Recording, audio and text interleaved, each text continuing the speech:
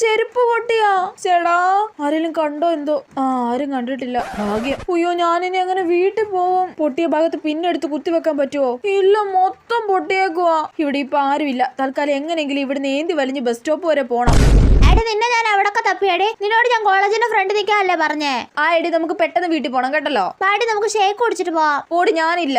എടി എന്റെ ചെലവാടി, ബാ കുടിച്ചിട്ട് പോവാം. അത് നീ എനിക്ക് നാളെ വാങ്ങിച്ചു തന്നാ മതി. ചേടാ ഇവളെ കൊണ്ട് എടി ബസ് വരുന്നു. അയ്യോ ദേ ബസ് അപ്പുറം കൊണ്ടുപോയി നിർത്തിയേക്കുന്നു. ചെരുപ്പ് 2 ഊരി കൈ പിടിച്ച് ഓടിപ്പോയി കേറിയാലോ? എടി വാടി, നീ എന്താ ആലോചിക്കുന്നേ? എടി നമുക്ക് അടുത്ത ബസ്സിന് പോവാം. ചേടാ നീയല്ലേ പറഞ്ഞ തിരക്കൊണ്ടെന്ന്, വാടി കേറാം. എടി എന്റെ ചെരുപ്പ് പൊട്ടിയേക്കുവാ. നീ എന്നെ നാണം കെടുത്തല്ലേ പ്ലീസ്. സ്റ്റോപ്പ് എത്തി കഴിയുമ്പോ പതുക്കെ ഇറങ്ങിയിട്ട് ആരും കാണാതെ മറ്റേ ഇടവഴി കൂടെ ചെരുപ്പും കൈപിടിച്ച് വീട്ടിലോട്ട് ഒറ്റ ഓട്ടം ഓടണം. അങ്ങനെ ഒരുവിധം കഷ്ടപ്പെട്ട് വീട്ടിലെത്തി. എന്റെ പൊന്നോ, അമ്മയ്ക്ക് വന്നേ. എന്താടി? അമ്മ എന്റെ ചെരുപ്പ് പൊട്ടി, എനിക്ക് പുതിയ ചെരുപ്പ് വാങ്ങിച്ചതാ.